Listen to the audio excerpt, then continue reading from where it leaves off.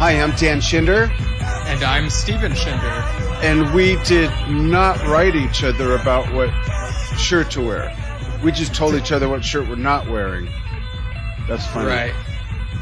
Yeah, I finally went ahead and got this Cruise to the Edge shirt because I figured why not? It's like pretty cheap right Yeah, now. and you got it for me. And just like real quick, I'm curious. Do you think they'll do this? I'm pointing to the itinerary. You know, this is a collector's item because they planned this, then it didn't happen. And now that they're out doing the 50th Close to the Edge thing, I wonder if it'll happen in like the spring or something when all that comes back. Right. Yeah, because Cruise to the Edge happened this year, but Yes wasn't part of it for some reason. Like only Billy made it on, Which is weird. Kurz's That's like band. Beatles at the Hollywood Bowl, but Beatles aren't there. Yeah, it's weird. It definitely, but yeah. So we got a news episode, a news desk edition, a news report type of thing again. We got a bunch of things to talk about. There's a little bit we'll talk about regarding the Sherwood Brothers' contributions on David Paich's Forgotten Toys album. I've got a recap of the Jon Anderson Zoom Ask Me Anything that I intended online. That's cool. There's some Rick Wakeman updates, and we have some listener questions and like just a bunch of other things. So quick Oliver Wakeman tidbit, all kinds of other things. Yeah. So sit back. There will be an intermission. This is going to be about 3 hours long. Just kidding. Right, that would be something. Now, if you're new to this or you've only seen a few, our shows are right around almost exactly an hour. There's been a handful of times we've gone longer and certainly times when we've gone shorter. When we have guests on, they're close to an hour, 2.5 if it's Mike Tiano, which, by the way, he's going to, just kidding, Mike. Mike's going to be on with us, Steve, on the 14th, a week from tomorrow, as we're broadcasting live. So Mike Tiano will be a third-time offender. Yeah, that'll be a lot of fun. But yeah, so let's get into it. So this first news item we have, we mentioned a while ago that a couple Yes shirts appeared in the Paramount Plus movie Jerry and Marge Go Large, and apparently there was an auction for some of this stuff. I just think it's so funny. I love this. You can buy Rainn Wilson's wardrobe. I can't even say it with a straight. I think it's cool. How culturistic is that one culture totally made its way into another culture, and now it's a culture within the culture it came from. Dressed like Rainn Wilson, if you're a Yes fan. I just think that's such a trip. I love it. Yeah, it's sold for $400 apparently. So wow. Did it go to a charity or? I didn't see mention of a charity, but there could have been a part that I missed. But yeah, that's how much it sold for. Now, was it the actual what he actually wore in the show? In the movie, Jerry and Marge Go Large, yeah. So it's actually from wardrobe. It's not just, hey, let's match this hat with this shirt and that shirt. Yeah, like it's like on the page it was titled Rainn Wilson wardrobe or whatever. So I'm pretty sure it's what he actually wore. So it's a one-off thing. It's not like hanging up at Sears or something.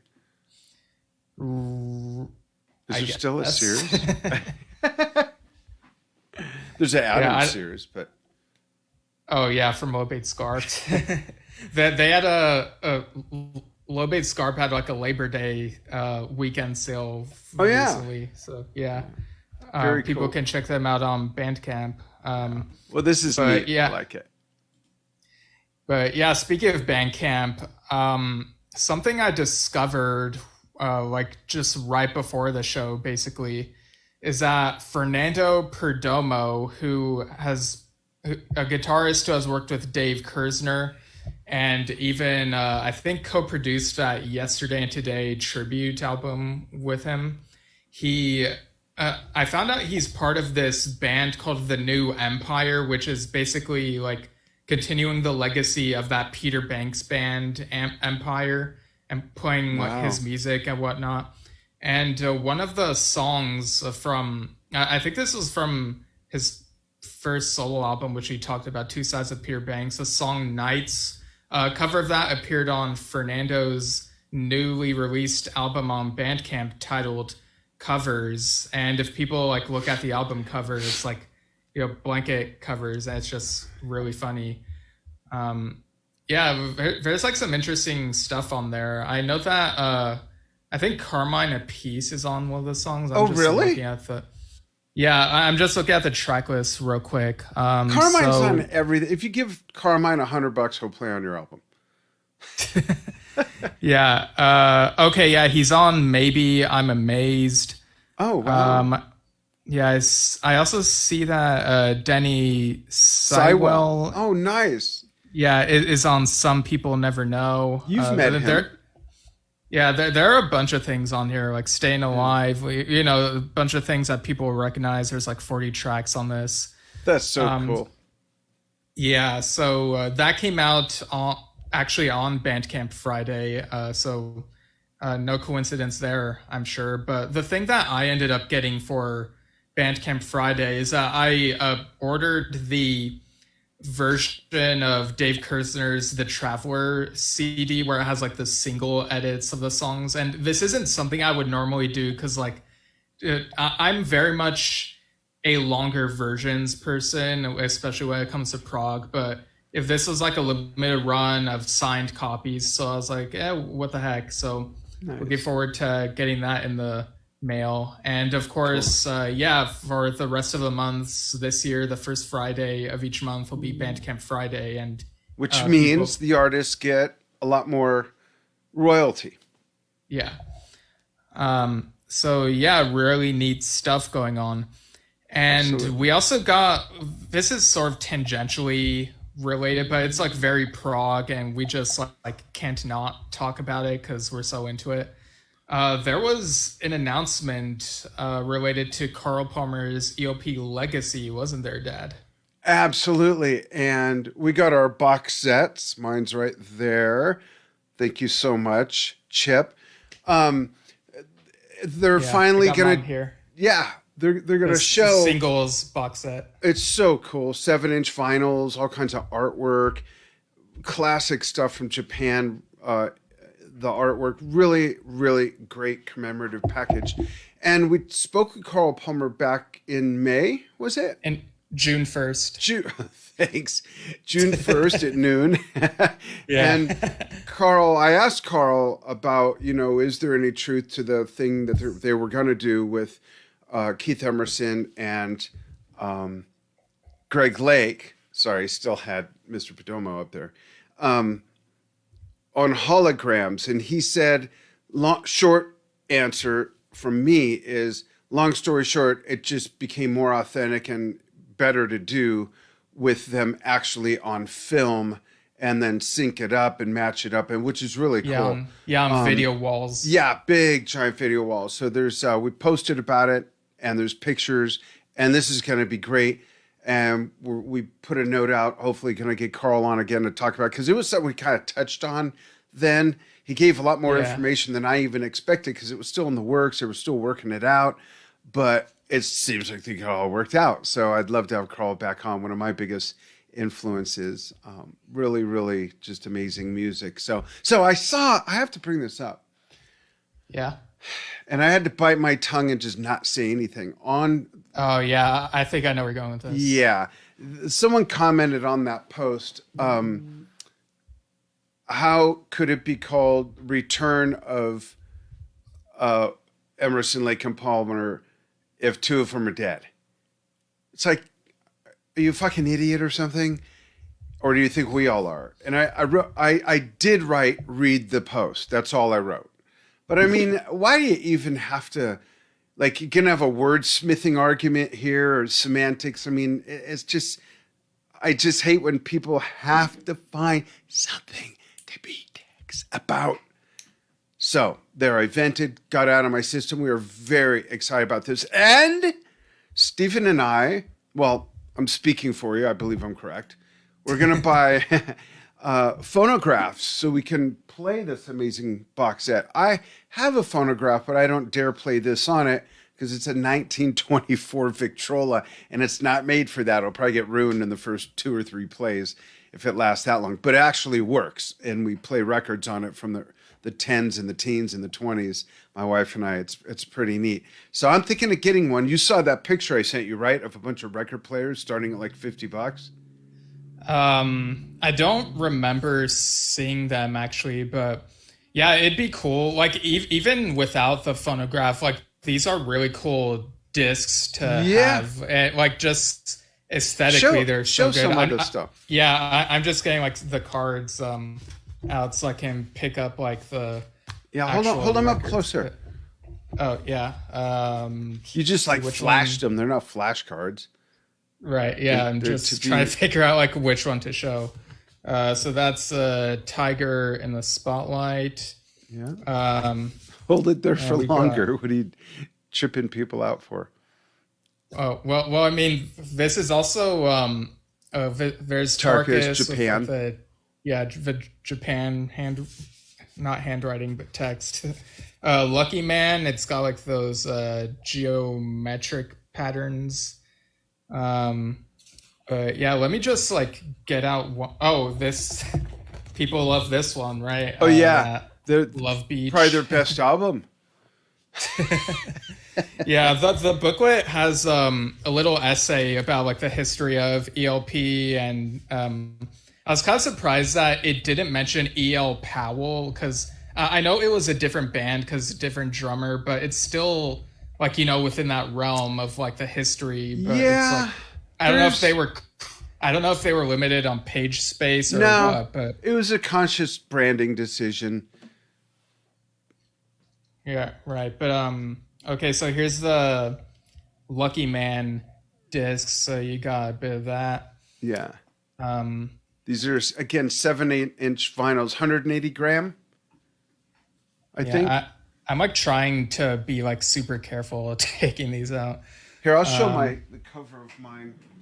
Oh, here's from the beginning. It's like bluish, transparent. Oh, that is so cool. I didn't even open mine. I mean, I opened this, but I didn't see that one. But this is cool. The holographic, is it showing? Yeah. They did a really great job with the packaging. Yeah, I saw earlier Carl put out a video on his Facebook page where he's like, from the beginning we didn't use the actual cover, we used the first album cover even though it's not from that album, but who cares? It's like, yeah, who cares? I like that. But yeah, looking at this art this is gonna sound really goofy, but looking at this art makes me nostalgic for 2008, which was when I was getting into ELP. Oh, interesting. Yeah. But yeah, this is a neat thing to have. And of course, that Carl Palmer tour is happening this fall. Starts in November, I think, right? Yeah, and it's in I believe in the East Coast, if I remember correctly. Yeah, all the dates were East Coast so far. See if we can get them out here. Apparently tickets, that would be amazing. But yeah, apparently tickets go on sale the 9th, which is this Friday. So I guess people keep an eye out on the like Carl Palmer and DLP social media. Yeah, more dates hopefully and locations. Yeah, I feel like I'm gonna get super distracted if I try. Okay, yeah, no worries. You do that, and I'll. Okay, so put it all away. So a little shout out to Oliver Wakeman and his beautiful bride of 20 years married yesterday. It was 20 years ago today. They later turned to me to say, I do. She did. And they are 20 years. So she deserves a medal. Because, I mean, any woman that could be married to a rock star, let alone a casual musician, for 20 years, they deserve a medal. Sorry. And it goes the other way, too. If the guy's not a musician, but the girl is, same thing. 20 years, you get a medal. Right. And just real quick, I want to read again, congratulations to Oliver and his wife. Like that's a huge feat, 20 years. Yeah. But yeah, just real quick, I see a few comments. Chip Ritter says, "Hi, Lionel." I don't know if that's a location. Maybe he's saying that to another viewer. Oh, maybe. Also says hello from Tucson, Arizona. Yeah, he's down And south. Oh wait. Yeah, there is Lionel Haycock who says hello from Australia. So, oh, hey, Lionel, nice. from down under. It's funny. Chip is 2 hours and 4 minutes south of me, and Lionel is about 19 hours south of me by plane. I've been there. I know. Yeah, but yeah, that was like a nice little Beatles reference in Oliver's post. And as always, we're looking forward to whatever music he puts out. Yeah, we got to get him on again. Folks, if you don't know, he's been on the show with us. A great interview, and I'm giving Oliver all the credit. Well, some of it to Steve, none to me, but it was a great interview in that the stuff he spoke about, and he was just so much fun to have on. It was a lot of fun. Yeah, definitely. Yeah, so even with all the weird sort of bashing that goes on, they have a sold out tour in Japan. It's a few dates, but they sold out everywhere.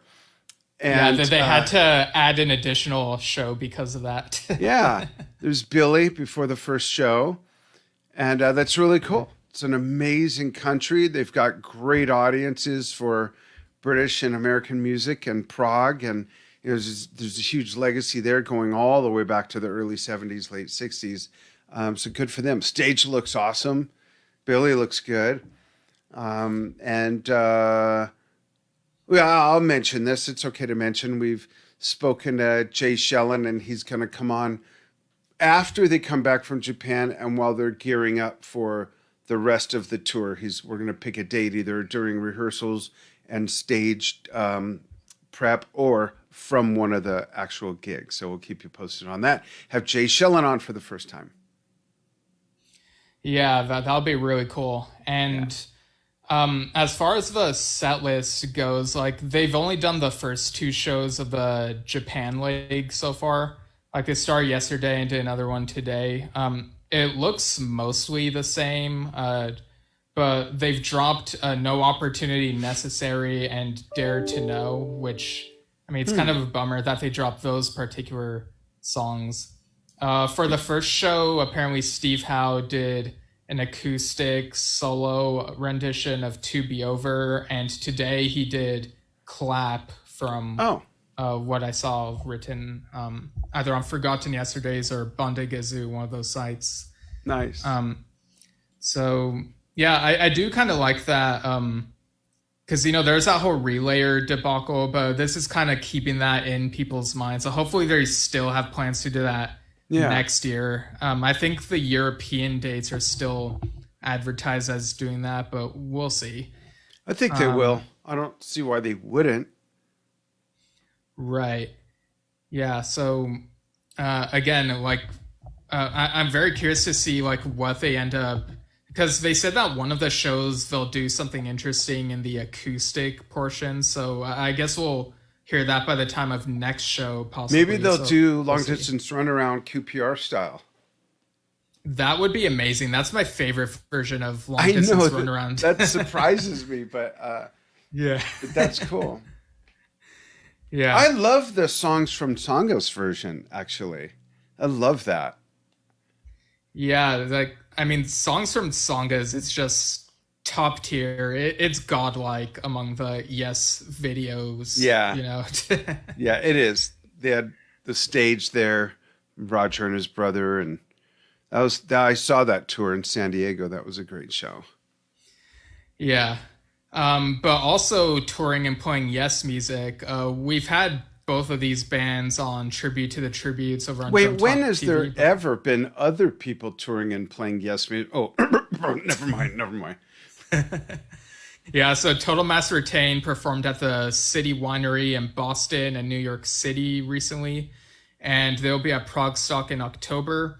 And I think Awaken had a show a few weeks ago and will be performing at the Iridium in New York on September 24th. So yeah, people can go find them on social media and see what they're up to. Some really neat stuff. Yeah, great bands. Yeah. They do a great job.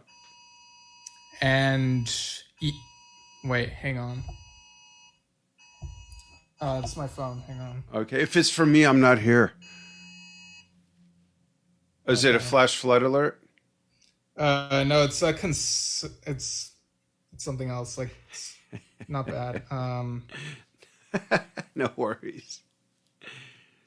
Let's okay, go. yeah, it's like a conserve energy alert. So okay. hopefully there's like no interruption or anything. So here's some big news, I think. I'm curious how this will go over with people. Yes Music podcast Kevin Mulrine is working on a Morine, sorry, working on a Tormato book. That is interesting because that was a weird time. And that's one of those either love it or hate it albums for people. I happen to love it. I saw someone post in a Yes group just within a couple of days ago, I think, with the cover, and said, am I the only person that loves Tormato? I'm thinking, no, I love it. I know a lot of people that do. We've had people comment on it. I've played it so much that I may have played that on Dan's Almost Daily Vlog on Drum Talk TV almost as much as anything else I've played by Yes. Right. And like we've talked to Kevin before, and he's talked about how he loves Tormato, and so it just made perfect sense that he would go out of his way to make a whole book about it. And let me just read the like working title for it real quick. I thought it was called Working on a Tormato book. No, the working title is Too Close to the Edge, the surprising and instructive story of Tormato, the final Yes album of the 1970s. And Kevin, just go with splat. And it says that there will be a foreword by a special guest, so I wonder who that'll be. So, interesting. Yeah, not Roger Dean. Man, can you imagine? Like, well, actually, maybe it'll be the person who was like because I think recently there was an episode of Yes Music Podcast where they interviewed the model who was on the cover. Oh wow, I was gonna joke about that and say maybe that person. Yeah. So maybe, but who is it? Is it a famous model or actor? Is it Alice Cooper or something crazy like that? It's not a name that I recognized when they brought it up, but yeah, people can go and check that out. I want to listen to tormatobook.com. Yeah. Cool. And go to yesmusicpodcast.com for that. Yeah. And okay, so this next news item is David Paich's Forgotten Toys album featuring the song All the Tears That Shine, which on this version features the Sherwood brothers. There was a version that came out on Toto's 14th album, I think, several years ago. And of course, Toto has like a little bit of a history with Yes members. Like Billy Sherwood and his bands have worked with them, and Steve Porcaro worked with like Chris Squire Experience, was even on the song Open Your Eyes on the album. Right. And Jon Anderson even guested on the song Stop Loving You back in the late 80s. Right. So it's a really nice cover. Yeah, the cover is great. Yeah, it's just, the album covers are, I know people say don't judge something by its cover, but the cover really has to look nice and make a statement, and it really does that here. Yeah. And there are a couple articles about this on Something Else Reviews, which I'll link either in the comments or the show notes, either during the show or after the show as I go. But there's like this quote from a David Paich interview over on Something Else Reviews. I think Preston Fraser did the interview. He said, only one song dates back to about 2006. I started the riff for All the Tears That Shine right after Toto finished Falling in Between. I didn't get to writing the song until about 4 years later with Michael Sherwood. I overdubbed the music, essentially something totally new, and crafted it to the guide vocal he did and used it for my album. It's an outstanding performance vocally by Michael. we're honoring his passing by putting it on the album. Oh, So yeah, that's you nice. got Michael Sherwood on lead on this version and Billy on backing vocals. So yeah, what do you think about this? Well, I was going to ask you. First of all, I was really, I don't want to use the word surprised as in I didn't expect it to be good. That's not what I meant. But I was pleasantly pleased and surprised of Michael's voice. But did it remind you of somebody? Yeah, I think a while ago when we listened to other stuff, we might have mentioned how he kind of sounds like Peter Gabriel. In Yeah, places. to me sounded a lot like Peter Gabriel from something from Us called, I can hear it in my head. It's really a slow song. He sounds a lot like that, but he sounds really good. Billy sounds good. It's a really neat, enchanting song. And I listened to the whole album and it's really good. Yeah, it feels reminiscent of Toto, but it doesn't feel too retro. Like, I know some of these songs are like things David had lying around that he didn't get to until like this album, but yeah, like this sound is kind of, it's reminiscent of Toto, but it doesn't feel like the production feels modern, you know, it feels very clean and just really great soundscape. Yeah. And to be honest, the only Toto songs, like I've pretty much only listened to a few hits, you know, Hold the Line, Africa, Rosanna, Stop Loving You, and the other version of this song that they did that we just mentioned. But yeah, it's like kind of embarrassing on my part that for over a decade I've been saying I should go through Toto's discography and I just haven't yet. No, Yeah, that's all right. bizarre. There's probably 30 bands I've been saying that about, and I'm just messaging the person in charge of the thermostat. Yeah, I mean things come up, but it's like wow, Yeah. it's been like 13, 14 years since I said I'd go through all their discography. It's like yeah. But yeah, I mean I should be closer to like doing all that, so we'll see. Then we got But Chris yeah, Squire articles in Guitar World. yeah, and they sort of came out of the blue because there wasn't really a particular occasion, but it's nice that they have like these topics. So this first article was titled, let me just see real quick. It was titled Remembering Chris Squire, the bass pioneer who redefined the instrument in the 70s with prog icons, yes.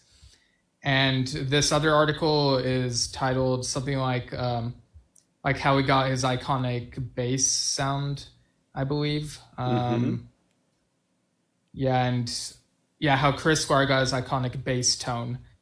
And they include some interesting stuff. There are quotes from him about like his sort of upbringing and like doing choir stuff and working with a group that way. And Yeah. yeah, I'm really glad that Guitar World put out these articles to, you know, Chris Squire is never leaving our minds when we talk about Yes, obviously, but it's nice whenever they do this every now and then. Absolutely. And speaking of Guitar World, I picked up an issue featuring this guy. Oh, And right, yeah. I just started reading it. You want to say who it is for the people Oh, only doing listening. audio? Yeah, sorry. For those listening only, it's Robert Fripp. And he's wearing a wonderful outfit. Look at his cufflinks. They're like king crowns. Yeah, it's really fancy. Yeah, really neat outfit. Some great stuff in here. Old pictures with Bill Bruford. This is a rare interview. He does not do a lot of interviews. So I'm really looking forward to digging into this. Yeah. And speaking of Bill Bruford, of course, his YouTube channel is still having some uploads. There's like some Earthworks stuff. Yeah. Yeah, I'm just reading like the last few. Bridge of Inhibition, Candles Still Flicker in Romania's Dark, and Cloud Cuckoo Land. So yeah, very nice, very jazzy live stuff, very well shot. And yeah, I'm just glad that this channel is like still putting up lots of neat things from his career. Yeah. When was that filmed? Do you know, Steve? The most recent one was filmed in 2001, the most recent upload. The one before that's from 1991. And there's one from 1999. So kind of all over the map. So not just all like one thing. Cool. Very cool. Yeah. Always happy to watch and hear new stuff from Bill that hasn't been released or we haven't seen, you know? Yeah, definitely. And we might have mentioned this before, but one of those Earthworks albums is being reissued over at Cherry Red Records. Random Acts of Happiness, and it even includes a bonus track that I believe is also a Bruford song. Just look at it real quick. But yeah, another thing we recently realized is that the Bruford episode that we did on like the first Bruford album, we actually did on like the 45th anniversary of when he started like working on that album. But yeah, the bonus track is Beelzebub. Yeah. Cool. All right. So on to Trevor Horn, of course, still touring with Dire Straits Legacy. And there was an article over at the Batavian or Batavian.com, a nice little review of a show. And there were some neat pictures by Steve Ognabeen or Onabeen. I'm not sure how it's pronounced, but there's a really neat one of Trevor performing at the show, and it just looks really nice. And yeah, there was also a post by Niles Rogers recently, shared a TikTok video. Nile Rodgers, yeah.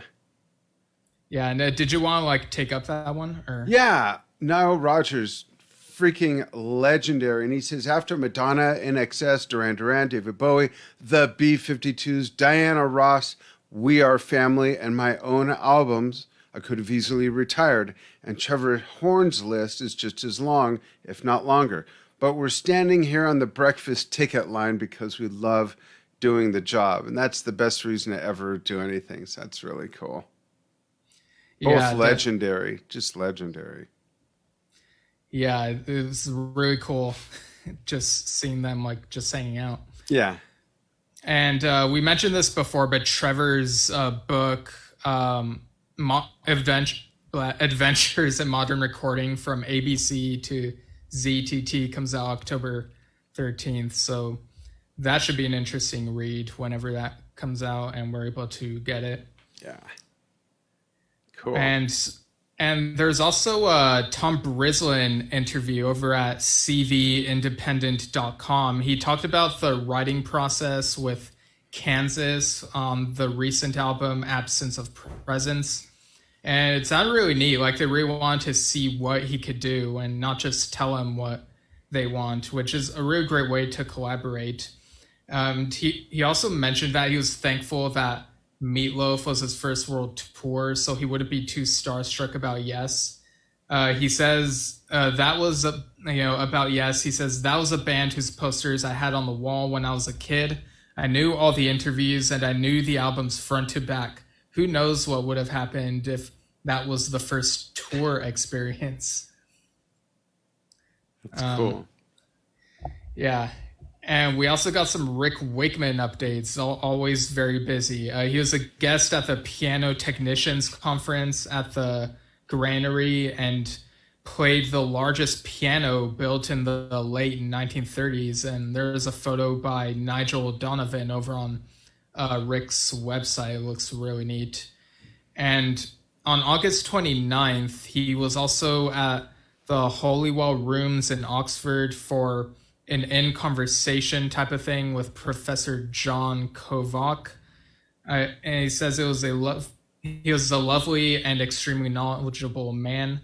It was part of the Humanities Cultural Program, one of the founding stones for the future Stephen A. Schwarzman Center for the Humanities. And as we speak, the Starmus Festival is going on from the 5th to the 10th. And this is Rick's first time in Armenia, I believe. Wow.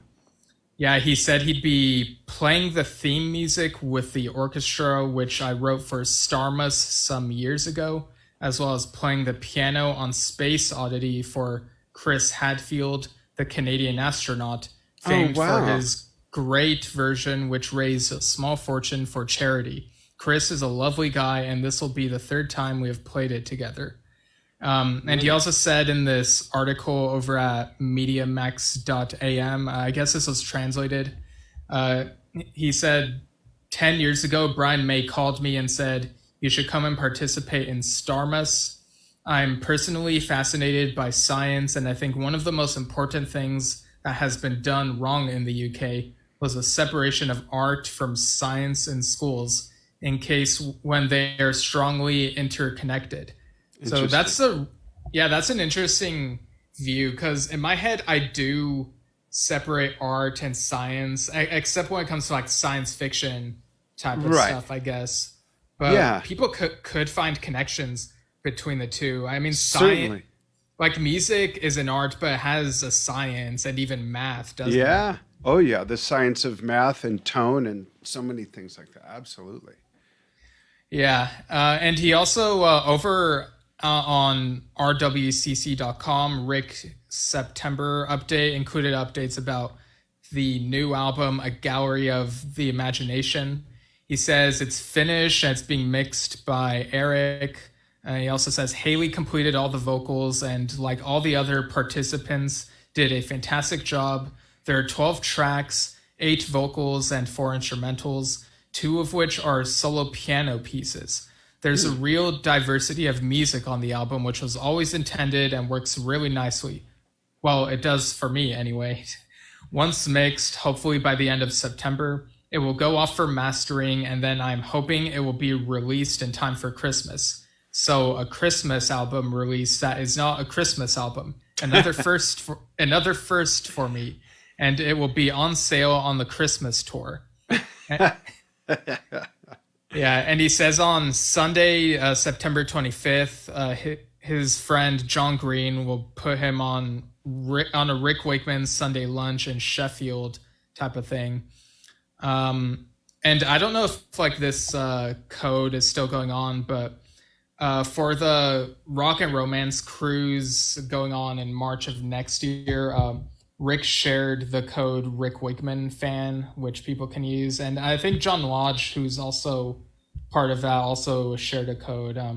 It might be John Lodge fan, but yeah, people can go to like their Facebook pages and see for sure. Cool. And now onto my recap of the Jon Anderson. Yeah. I want to hear more of this. I only heard a little bit from you. Yeah, well, first, we'll mention very quickly that just today, or maybe within the past day, over on his YouTube channel and on his Facebook page, he uploaded the song Opus Opus. I think it's Song for Everyone or something like that. It's an 18-minute track, and Yeah. You are everyone. You are everyone. All right, thank you. And some of it feels like it was reworked from a few other Opus videos he uploaded back in 2020. And I may have even heard bits of this over on his Patreon. The piano stuff sounds good. There's bits of it that remind me of Angel's Embrace, his very ambient sounding album from the mid 90s. But yeah, like I love how the visuals, like it's the visuals you'd expect from these Jon Anderson videos, but it also shows an orchestra, and I like how it like crossfades Yeah. and everything. It's just great production. Yeah, I agree. I love it. When I first saw it start to open up, I'm pretty sure that's his daughter's video work. She seems to have a very signature look as far as imagery and saturation. What do you think?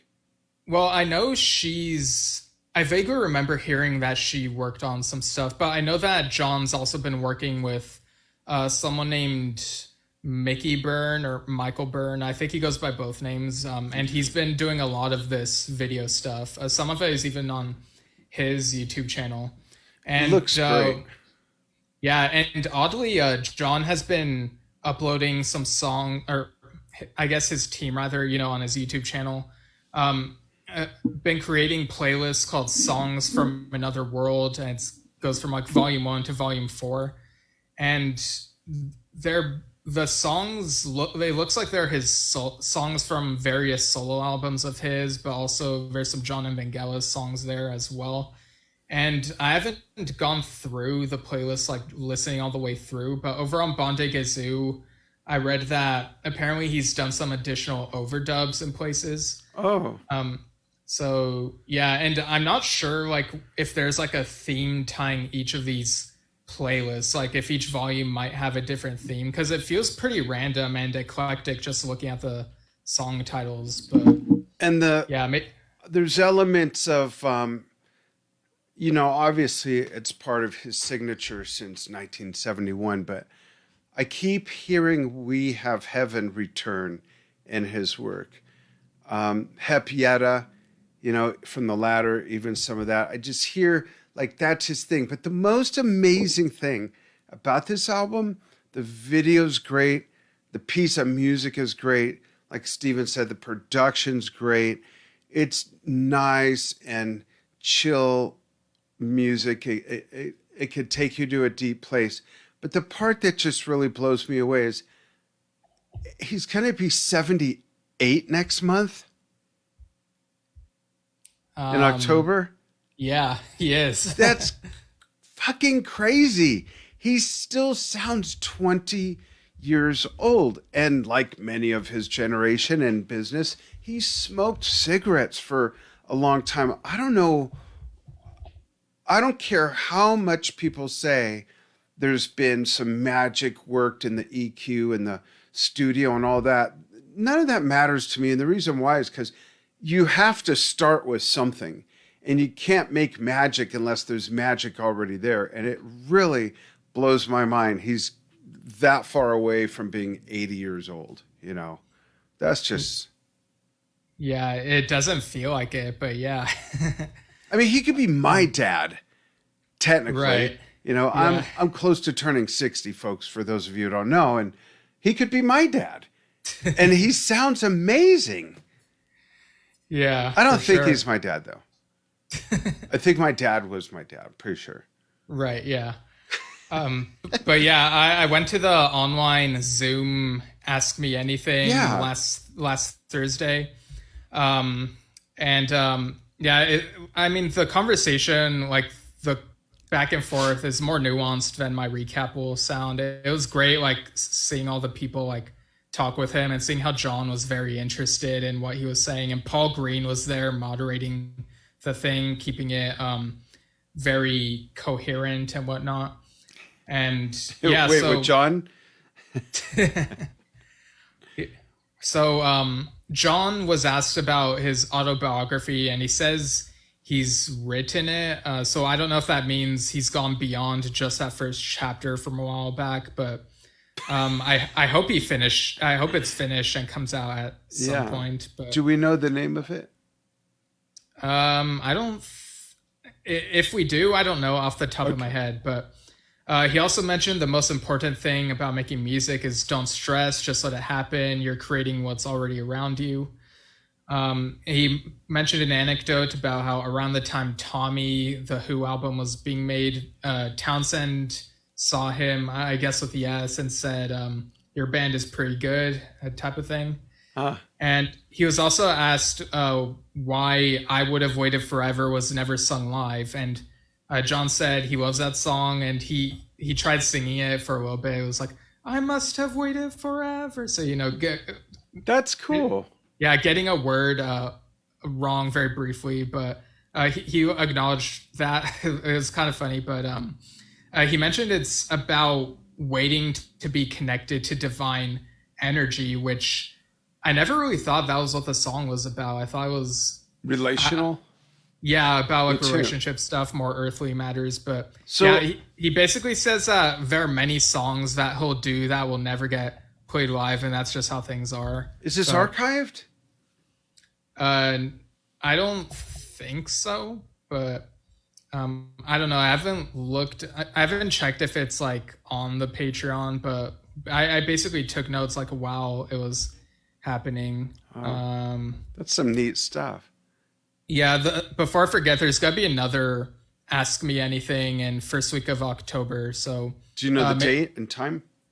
I think I know. Just Okay. first week of October is what I know. So, Okay. oh wait, hang on. I'm looking right here. Oh, there's also one for gold and platinum patrons on this Thursday at 7:30 p.m. Eastern. Cool. I think the October one will possibly be open to everyone, like this one that I went to was, but we'll pass on more information as it comes out. But yeah, continuing with the recap, he said Vangelis could write a symphony every afternoon and they'd write a song in half an hour. Wow. Yeah, They just had some magic going on, the two of them. yeah, definitely. Um, and yeah, I'm just looking at my notes. Someone named Alessandro mentioned a song he wrote called "Just Like Jon Anderson," and mentioned the day he found Tails in a record shop. So that was a neat little back and Oh, forth. wow, that's cool. Yeah, and John also mentioned a time when, yes, we're in Switzerland, and he found a swimming pool on top of the hotel. But when he woke up the next morning, he couldn't speak in the morning. And at the show in Milan the next night, there were 10,000 people, and he couldn't sing. And so when they were doing "And You and I," the audience, he said that the audience sang every song. And like, I've never heard of this. Like, if Huh. like yeah, That it's would be an amazing bootleg, let alone on film. What year? I'm not sure. He didn't mention the year, but yeah, there's also I'm just looking through my notes again. Oh, he talked a bit about Soon and how magical that was, and he said he wrote "The Gates of Delirium" on piano. And um, I have in my notes, like, I don't remember the context of this. Maybe he was explaining like what the thought process was for the song, but I have quoted "War, what the fuck's going on?" Oh, wow.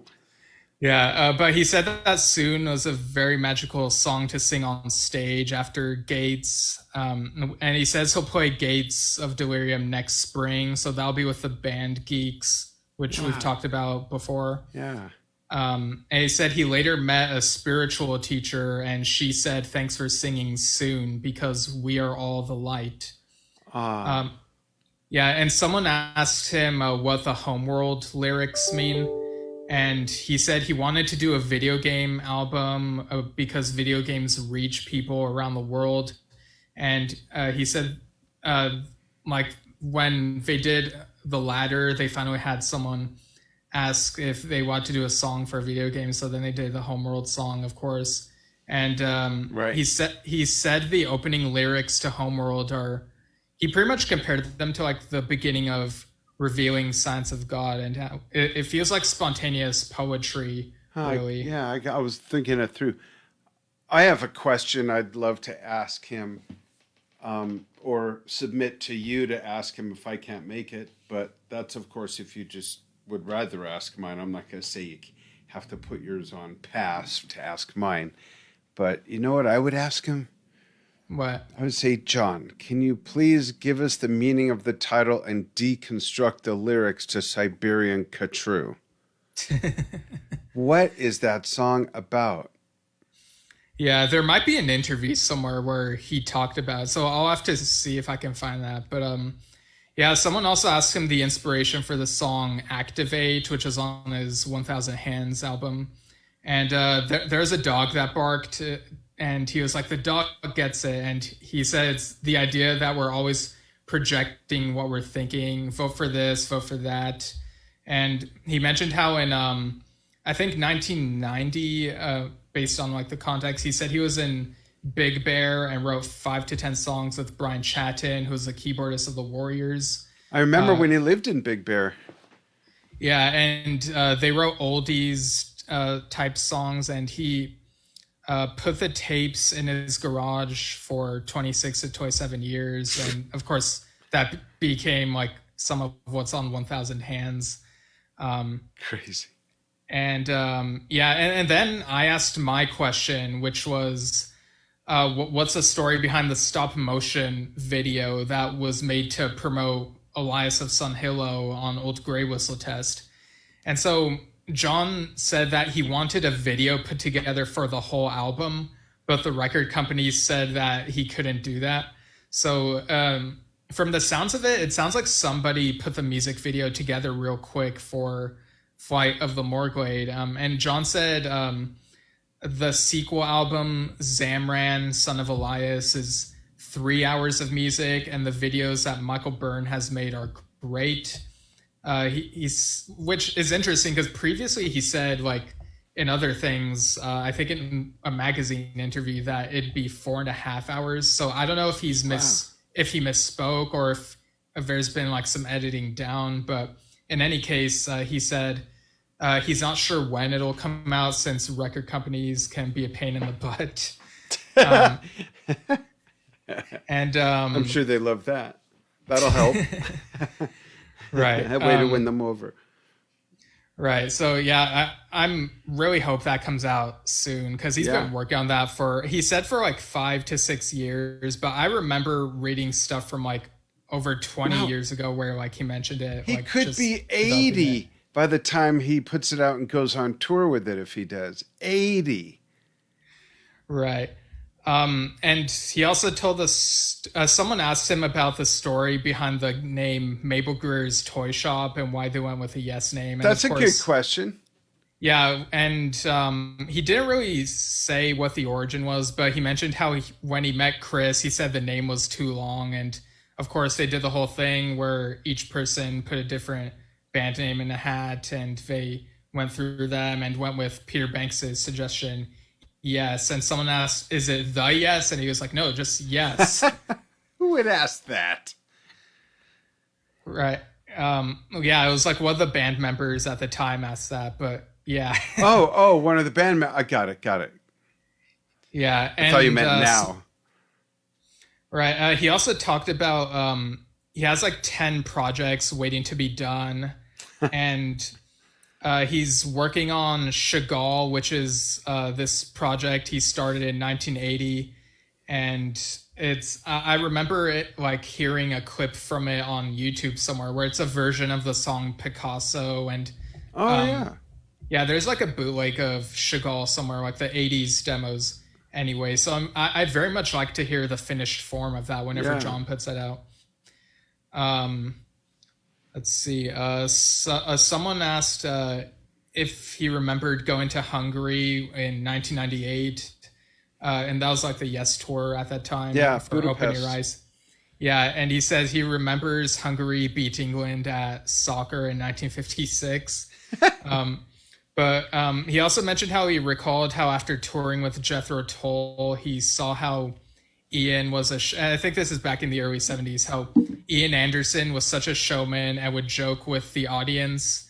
And Jon would stand with a tambourine when playing with Yes and think, in his own words, I'm so boring. And like, basically he said sometimes it takes time to gain confidence. And honestly, like looking back at some of the older stuff, I never thought that Jon would be thinking that like I'm so boring. Like, because even before he started like, you know, playing a guitar or whatever, or telling stories, I would think to myself, Jon is so interesting to watch in these older videos. But yeah, and someone asked how you create atmospheres in your music, and he talked about how like when Close to the Edge was being made, he was listening to electronic music of Wendy Carlos, particularly the album, or maybe it's like a long song or something called Sonic Seasoning. Also there was a mention of how in summer of 2023, Paul Green takes on Europe is what they'll be doing. So I guess they'll be taking that over to Europe, which is great because I'm so used to hearing that they're doing the East Coast, but it sounds like they're going to do international. I'm just seeing if there's like anything else. On the Fragile tour, Jon talked to Steve Howe about doing a long piece of music. And of course, I guess that became Close to the Edge. And He mentioned a piece by Sibelius, which was 26 minutes long. It's called Seventh Symphony. So he gave that a rec. Nice. Yeah. Oh, that came about because someone asked if he could play music with anyone from history, who would it be? And he said, Sibelius? yeah, Sibelius. Huh. So yeah, there might have been a couple things that I didn't get down, but hopefully Yeah, next time be more thorough. Yeah, I mean, hopefully that sounded interesting. Yeah, not just me there's so much talking neat at stuff. you type of thing. No, there's so much neat stuff there. Yeah, and we have some fan feedback. You want to dig into that? Yeah, for sure. But also before I forget, I forgot to mention this earlier, but Dave Kersner made a post today saying almost done with disc 2 of the Traveler Special Edition box sets. It's trippy, connects the dots to my previous solo concept albums even more, and it's proggy in that it's technically one multi-part song over 40 minutes long. Wow. That plus some bonus tracks at the end. Ships this month, regular version ships next week. So yeah, people can go Sonic Elements on bandcamp.com for that. Yeah, I was just reminded of that because of all this talk of long songs. But yeah, let's get to the listener questions and whatnot. This is from Taylor Savi, I believe it's pronounced. I hope he's watching and listening. Hey fellas, I can't stop listening to the show. I have a very specific question for Dan. Me? He says, as his technical knowledge of all things Alan White goes deep indeed. Thank you very much. Alan was one of my very, very, very, very biggest influences, and I know all the Yes stuff inside and out. He says, on the recording of Endless Dream Part A, Silent Spring, I have often wondered about the drumming. Since the drum tracks include both electronic and acoustic sounds, how much of the track is Alan White playing live drums? How much is programmed? This is an interesting topic. In fact, let me tell you a little story about this topic, and then I'll give my answer. Something's going to come out really soon from Miguel Bass, and it's going to be the tribute that used to be Play for Chris or Words for Chris is now Play for Chris and Alan or Words for Chris and Alan. And Stephen encouraged me to submit something. And I wanted to do something very different. So I'll even spill the beans. Darn, I should have brought that thing up from my studio. I have my little cheat sheet still that has the list. So you could only submit something a max of 90 seconds. I picked 15 Yes tracks, all from different albums that Alan played on. 15 Yes tracks with snippets that were 4 to about 7 or 8 seconds. 15 snippets, 4 to 7 or 8 seconds.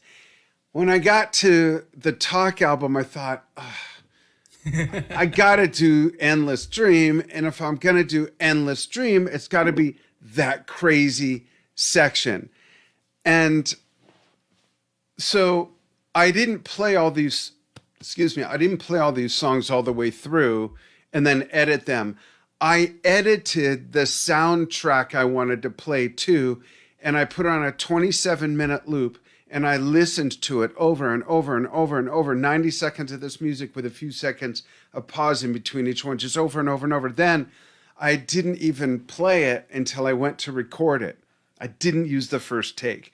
I recorded it 10 times, and I thought, and I'll finish answering the question. This is going somewhere. I've recorded it 10 times with 2 cameras because I wanted to crossfade the shots so that people could see I was actually playing what you're hearing in real time. So I was all excited because I thought, I think those last 2 are usable. I think I'm good. I went to the camera that was facing me from the front, and I use iPads as cameras, and the storage was full, so it stopped recording after like the 3rd take. So I got everything else set up again. I recorded it 4 more times, and the last 3 were very usable. I used the first of those last 3. So I sent it to my friend Jason Gianni. Jason Gianni, he played in Queen's Ultimate Classic. What's the name of the show? Oh boy, he's gonna kill me. The Ultimate Queen Celebration. Thank you. And he plays on Broadway. He teaches. He's been at the Collective School of Music for years and years and years. And we do a show together on Drum Talk TV called Tribute to the Tributes. So he's a huge Yes fan as well. So I sent it to him, and he gave me some accolades. But then he mentioned exactly that same piece, Taylor. And he said, I don't want to disrespect Alan, but I wonder how much of that is him playing. And I said, well, let me tell you what I think. So here's your answer, Taylor, just spoken less than a week ago with Jason, same topic. I remember when the album came out and scrutinizing the sound. 94, Steve, the year you were born, 96? Yeah, okay. 94. 94. And I remember just how in the future it sounded, how advanced and processed, but big and live and all these different things coming at you. And I also remember hearing or reading, I don't recall, an interview with Trevor Rabin. This was the first album ever recorded by a band to go direct to hard disk. Like when I read that, I didn't even know what the fuck that meant. But I'm like, oh, okay, that's neat. First time. And then I figured it out because I actually had a computer a year later. But Trevor explained some of the process, how difficult it was, how he was taking Valium to get to sleep at night, all this stuff. And then when I saw them live on that tour, I'm not slighting Alan for what I'm going to say, but I saw them at the Greek in Los Angeles, and the live sound of his drums sounded like cardboard boxes. I did not have crap seats. I was really kind of taken aback by the sound. It's such a great venue. And to add to that, the chasm of sonic soundscape quality between Talk and that piece in particular, Taylor, and seeing them live, it was just so confusing. So as time went on and I listened to it more and everything, I don't think any of it's played by Alan. I think it's all programmed. And Jason said something that I was thinking in this conversation. He said, did you see me play Talk on my video I uploaded a few weeks ago? I said, I did. It was awesome. And he said, I spent so much time. Now, Jason Gianni's a polyrhythmic genius. And he said, I spent so much time trying to figure out what he was doing there, and I just couldn't do it. And I said, that's interesting because I've never been able to imagine doing four limbs and doing that. Like there's overdubs, there's this. I really think that some of the sounds are too consistent, too quantized. And if you're a drummer or any musician or even just an audiophile or a really avid music person, you can tell. Yeah, I gotta demonstrate. You can tell if someone's hitting something the same way, exactly the same way each time, dogs are going nuts. Or if it's slightly off, and there's something about just the human element, no matter how perfect you want to be, where there's going to be a variation. The pattern he's playing, like with the cymbal, there's zero variation. It sounds like a sampled sound that someone's playing that pattern. I think the whole thing was programmed.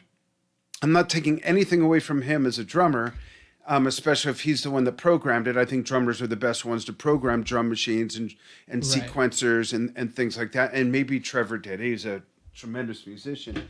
But that's my long-ass answer to, first of all, giving the nod that, yeah, there's all kinds of questionable stuff there.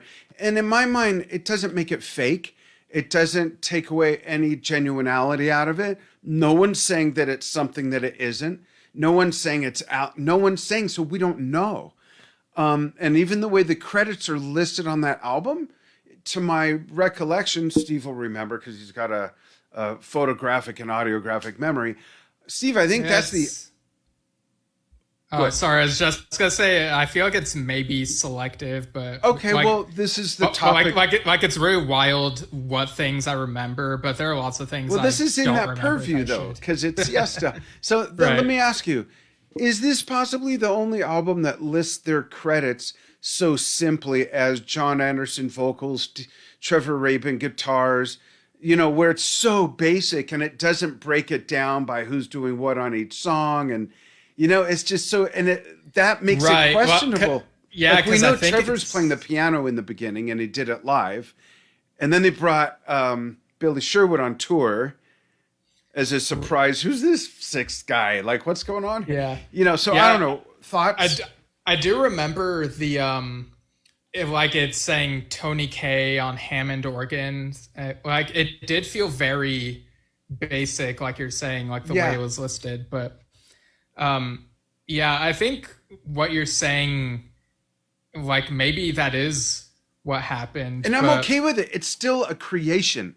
It's still art. It's still music. It'd be different if they said, "Oh, that's all Alan," and then we found out it wasn't. That's a whole different conversation. That's not. No one's accusing anyone. We're just sort of pontificating in retrospect what we think it might be because it doesn't say anywhere and you can't tell. And I know if you can't tell, what does it matter? But it's curious enough to ask the question. So Taylor, thank you for asking. That's my take.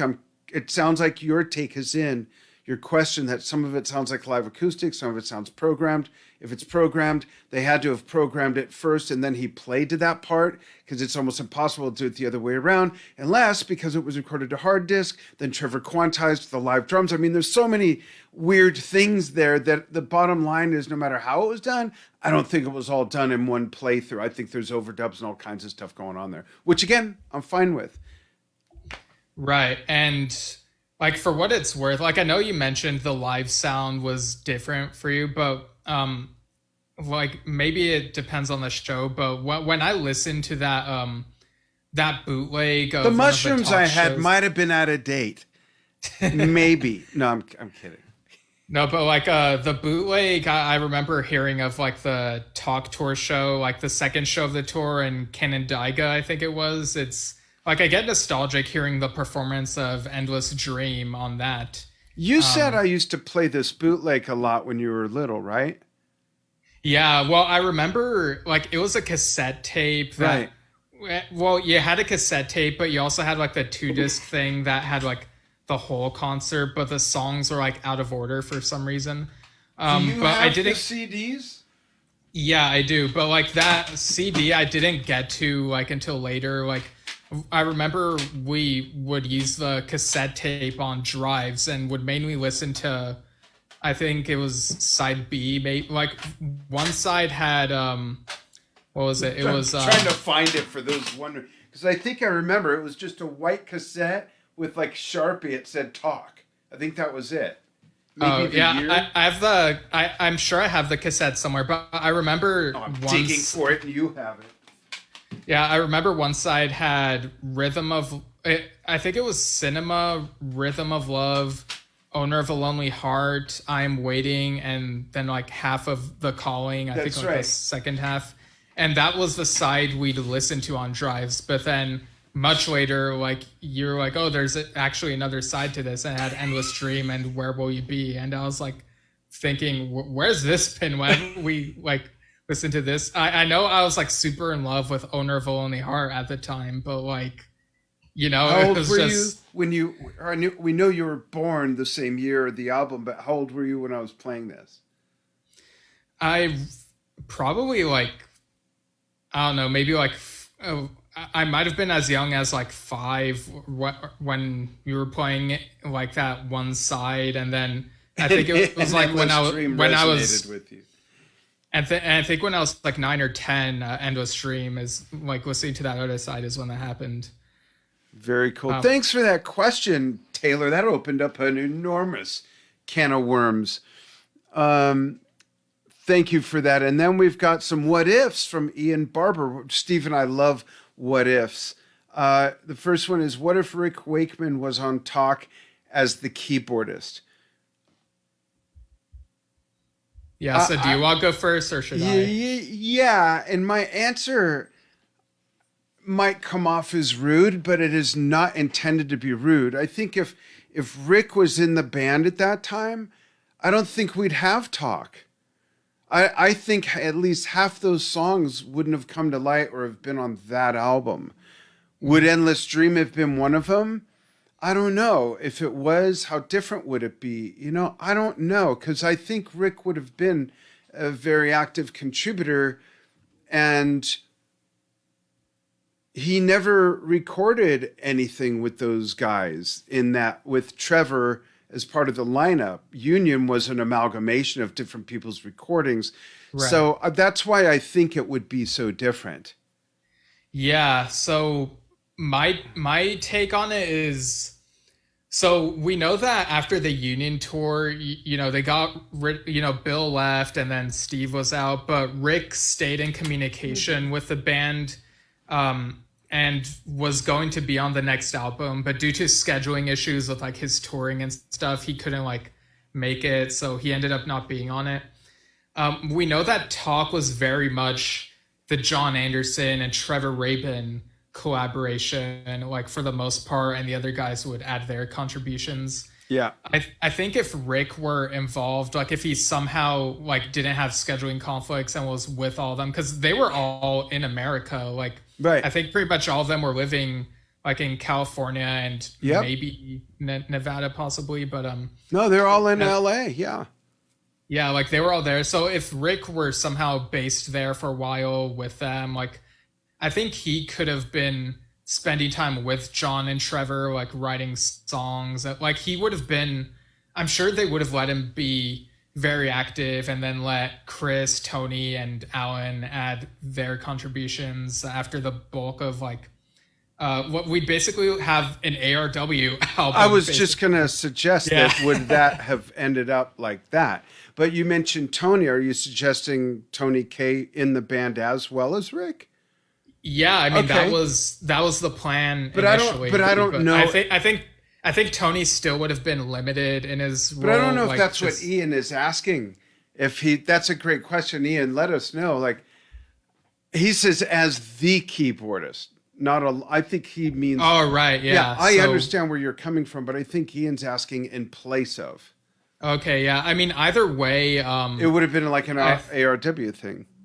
Yeah, and I do think you have a point that maybe a huge chunk of the album would maybe be different songs. Yeah. Like I don't think Walls would be on there. Like it feel like, as much as I love Walls, it was a Rabin and Hodgson collaboration that got retrofitted into a Yes song, and I think maybe Rick's contributions would have led to like more stuff being added, and maybe Walls wouldn't have been added. Endless Dream maybe could have sounded more like, I think the keyboards don't sound super different from stuff that Rick might do in places, but maybe it would have sounded more Wakeman-esque, those keyboards. Interesting questions. And then Ian you had a much deeper take on that than I did, by the way. Ian has another question. Well, I thought I felt the dog, but she's over there. That was weird. He says, what if Keys to Ascension was solely the live album and the studio tracks were its own release? Would those songs have more general public awareness? So that's definitely been a topic and later became a reality because they were separated. But the interesting about this is I just listened the other night to Keys Studio twice, all the way through both times. And I think the answer is yes, Ian. I think they would have had much more public awareness, fan awareness. And more than that, I listen to that music and I hear a missed opportunity. You know, I really do. Had that gone on and they toured right after that and made another album, that classic Yes lineup has a sound, even though the sound of Tales is not the sound of Tormato and is not the sound of Keys Studio. Even though it's different, they still have this sound. And I think that was the most developed their sound ever was with those five guys together. Yeah. And Billy did an amazing version with production. Right, yeah. And I think I've mentioned before how I think that had the live and studio stuff been separate in the first place, it would have been neat to, like, I know they were considering the title No, like KNOW for something. I can't remember if it was for the live stuff or the studio stuff, but I think No would have been perfect for the live stuff since it's the stuff we already know, and the Keys to Ascension for the studio stuff, because it's even reflecting the lyrics to like Mind Drive with like Ascend and Create and Bring Me to the Power with If We Don't Give Them the Keys, et cetera, et cetera. Yeah. But I think one could also make the case that the studio stuff on Keys 1 and Keys 2 could have been each released separately. Like maybe Be the One and That Is could have been an EP, and the stuff on Keys 2 could have been its own studio album. And then there's the case, what if they just simply came out with a triple album, whatever it amounted to, have all the live stuff together and have all the studios to get stuff together as one product, one release? Yeah, I think that the best scenario for that would be to put the studio stuff first and foremost. Because it was the new stuff and it's a new release.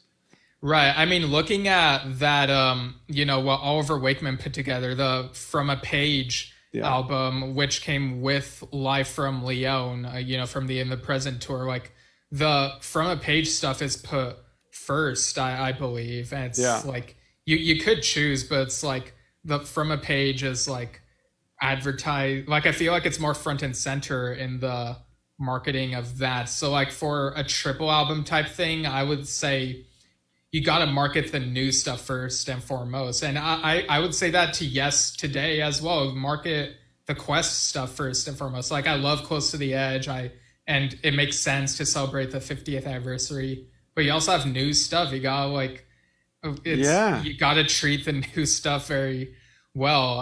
And another aspect of why some of the key stuff sort of got forgotten or buried or whatever you want to say is because Open Your Eyes came out just a few weeks after. Yeah, that was such a mistake. As much as I do love that album, that was bad planning.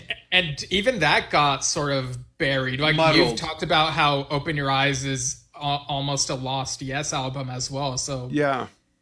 So part of it was definitely like the marketing and the management, and stuff could have been handled better. Like if you market things better, like promote the new music more and space it apart evenly, like this stuff would have stuck more with public consciousness. Because now when we look back, it's like it all got muddled. Yeah, like in my head, it's like Talk feels like it has its own identity, and then you get the Keys stuff. It's like that was like a really weird period. Like all this stuff is like kind of messy, time warp, the juxtaposition of two different timelines of universe, just back and forth. Talk, and then the classic, and then you got Open Your Eyes 3 weeks later, whatever. That was just. Yeah, and then Key Studio comes out just a few months before Magnification comes out. So it's like... I bet they all would have sold more if they, like you say, spaced them out. Yeah, and maybe, like, there are, like, various reasons why Rick left, but the way management was handling things was part of it, I believe. So maybe if that stuff had been handled better, he would have remained with the band for a bit longer, and maybe there wouldn't have been this break between that and his 2002 return. So yeah, that would have set a record, more than 2 albums by the same lineup in a row. Oh, now we're like, what would the latter have been like with Rick on it? That's interesting. And that's such a great album, I think. Yeah, I mean, it's great like without him, so it's like it's hard for me to like I don't know, like it's hard to imagine. Yeah. Weird. Well, I think that does it. Yeah, thanks for those what ifs, Ian. Sorry it took us a while, but I'm glad we finally got around to talking about them. Like, these things are real great thought exercises, and I'm glad we were able to touch upon all of this. Yeah. But yeah, and thanks for listening, folks. You can, if you want the audio version, you can go to anchor.fm/Yesshift and see all the different podcast platforms that we're on. If you want to support us, you can click the support button there and leave what you want. And join us on facebook.com/Yesshift for when we go live. And we also upload the videos on YouTube after the fact. You just search Yesshift in the search engine and you'll find us very quickly. And they can write us, yell at us if they want. Yeah, write us at yesshiftpodcast@gmail.com. And yeah, we got great stuff still going on. I know that the Steve Howe and Virgil Howe album Lunar Mists is coming out in a couple weeks, and we'll talk about Nexus prior to that. And of course, we have Close to the Edge anniversary coming up. The actual anniversary is on the 13th, but due to scheduling, we'll be going live on Saturday the 10th at 3:30 p.m. I believe, Pacific US time. Yesshift, and I will be doing my tribute to Close to the Edge live on Drum Talk TV, live on the Drum Talk TV Facebook page, simulcasted to Yesshift, and that's at, I gotta look, I think noon.